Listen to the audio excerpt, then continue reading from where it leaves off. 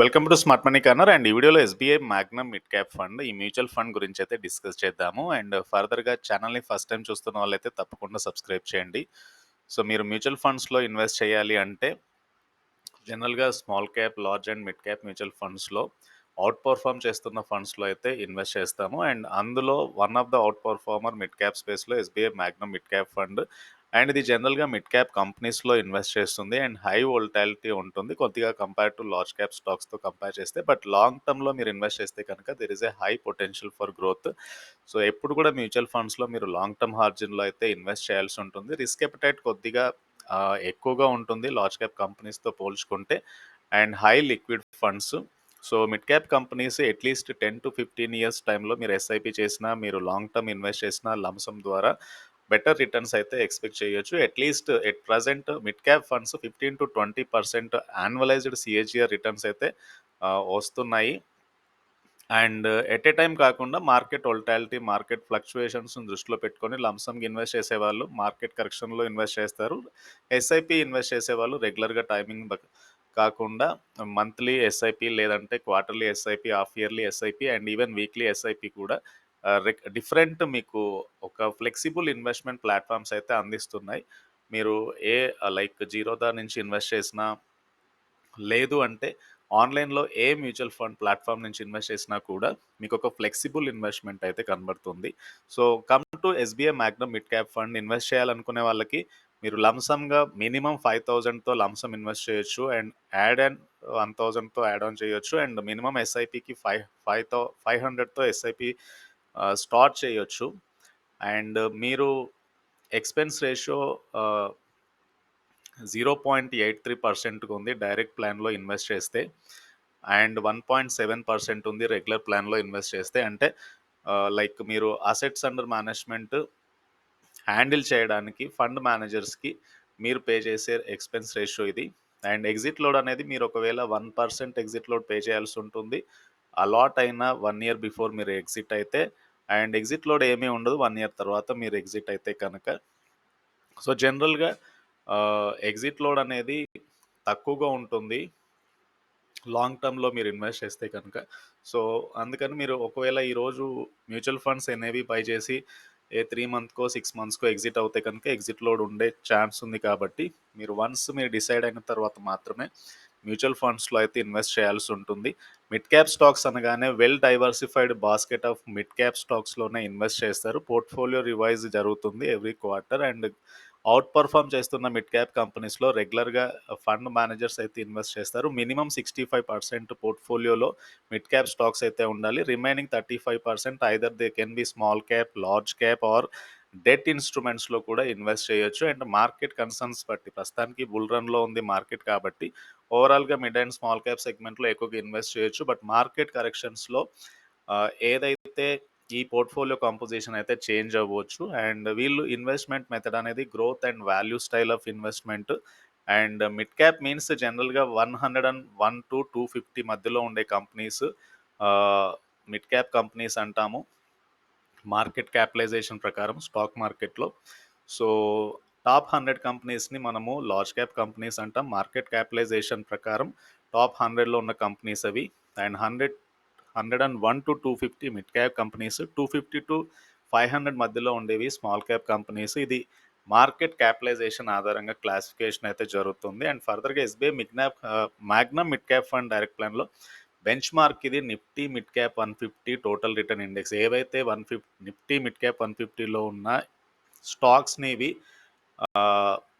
Consider చేస్తుంది పోర్ట్ఫోలియోలో add చేసుకోవడానికి. And additional benchmark SNP BSE Sensex and suitable for long term capital appreciation. So ఎప్పుడు కూడా mutual ఫండ్స్లో మీరు ఇన్వెస్ట్ చేసినప్పుడు లాంగ్ టర్మ్ క్యాపిటల్ అప్రిసియేషన్ అనేది ఒకటి లైక్ మైండ్లో అయితే పెట్టుకోవాలి ఉంటుంది. సో ఎక్స్పెన్సెస్ అనేవి మీరు గ్రాడ్యువల్గా తగ్గించుకుంటూ ఆ ఫండ్స్ని ఫర్దర్గా ఎస్ఐపికి డైవర్ట్ చేస్తే కనుక.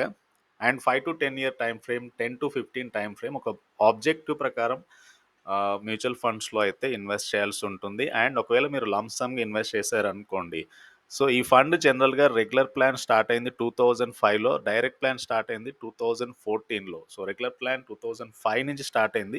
అప్పటినుంచి ఈ ఫండ్ ఇచ్చిన రిటర్న్ యాన్యువలైజ్డ్‌గా 17%. అంటే ఆన్ అన్ యావరేజ్ మీరు ఎవ్రీ ఇయర్ రిటర్న్స్ యావరేజ్ తీస్తే 17% వచ్చింది.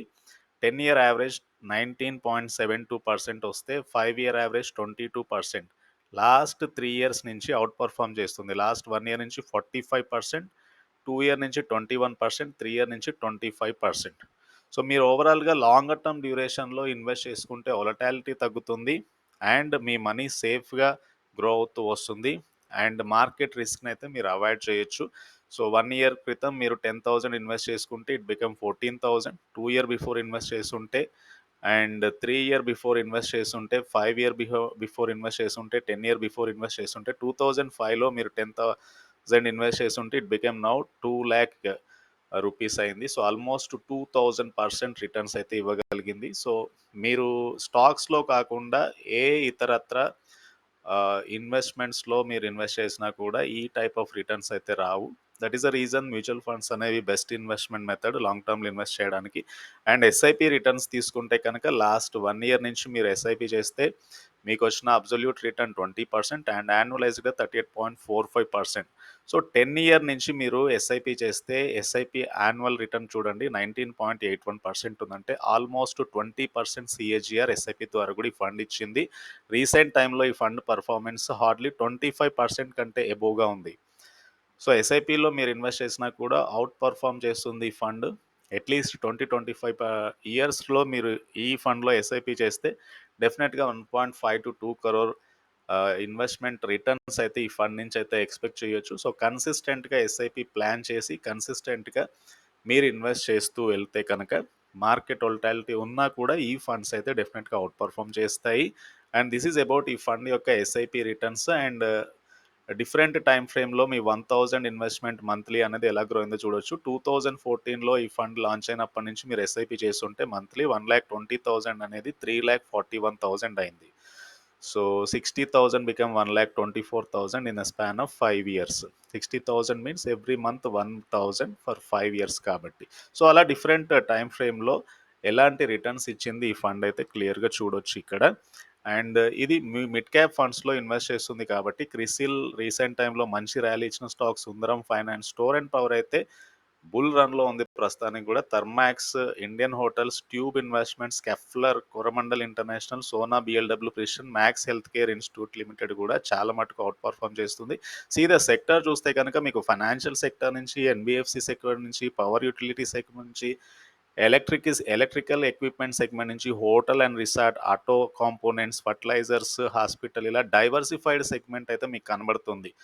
సో ఓవరాల్గా when you say diversified sector నుంచి మీరు స్టాక్స్ని తీసుకుంటే కనుక ఎప్పుడు కూడా రిస్క్ అపెటైట్ అనేది చాలా తక్కువగా ఉంటుంది. సో దట్ ఒక సెక్టర్ అవుట్ పర్ఫామ్ చేసినా ఇంకొక సెక్టర్ ల్యాగ్గార్డ్ ఉన్నా కూడా మీకు on an average better returns అయితే మ్యూచువల్ ఫండ్స్ ఇవ్వగలుగుతాయి. దట్ ఈస్ ద రీజన్ మీకు స్టాక్ మార్కెట్ ఇన్వెస్ట్ చేస్తే మార్కెట్ వొలటాలిటీ ప్రకారం పోర్ట్ఫోలియోలో ఎఫెక్ట్ ఉంటుంది. బట్ మ్యూచువల్ ఫండ్ ఇన్వెస్ట్మెంట్ అనేది డెఫినెట్గా సేఫ్ రిటర్న్స్ అయితే ఇవ్వగలదు. రిస్క్ రిటర్న్ విషయానికి వస్తే కనుక లో వొలటాలిటీ వెన్ కంపేర్ టు మీరు మీరు మిగతా కేటగిరీ యావరేజ్తో మ్యూచువల్ ఫండ్స్ని కంపేర్ చేసినప్పుడు ఆ ఫండ్స్ జనరల్గానే కొద్దిగా ఎక్కువ రిటర్న్స్ ఇవ్వగలిగాయి. బట్ లో వొలటాలిటీ. సో లో వొలటాలిటీ యొక్క బెనిఫిట్ ఏంటంటే సడన్గా మీరు మ్యూచువల్ ఫండ్స్ని రిడీమ్ చేయాలనుకుంటే కనుక మీ యొక్క ఇన్వెస్ట్మెంట్ అమౌంట్లో పెద్దగా డిఫరెన్స్ అయితే ఉండదు. అందుకని లో వొలటాలిటీ స్టాక్స్ ఎప్పుడు కూడా ఒక బెస్ట్ రిటర్న్స్ అయితే ఇవ్వగలవు. సో ఈ ఫండ్ కూడా low volatility as per standard deviation and as per beta. And Sharpe ratio కూడా చాలా మటుకు 1కి దగ్గరగా ఉంది. So better risk adjusted returns when compare to the benchmark ఈ ఫండ్ అయితే ప్రొవైడ్ చేస్తుంది. ఈ ఫండ్ ఎలా మూవ్ అయిందో అండ్ బెంచ్ మార్క్తో కంపేర్ చేసినప్పుడు అవుట్ పర్ఫామ్ చేసింది. సో బెంచ్ మార్క్ రిటర్న్స్ ఇవి Nifty mid cap 150 total return ఇండెక్స్లో ఉన్న అన్ని కంపెనీస్ ఎలా మూవ్ అయ్యాయి, వెన్ కమ్ టు ఈ ఫండ్ ఎలా మూవ్ అయిందో అయితే క్లియర్గా చూడొచ్చు. సో క్లియర్ 2020లో నుంచి మీకు వెరీ గుడ్ అవుట్ పర్ఫామ్ అయితే ఈ ఫండ్ చేస్తుంది. And this is about SBI Magnum mid cap fund complete details. And ఈ వీడియో నచ్చితే ఛానల్ అయితే తప్పకుండా సబ్స్క్రైబ్ చేయండి అండ్ ఈ వీడియోని లైక్ చేయండి. Thank you.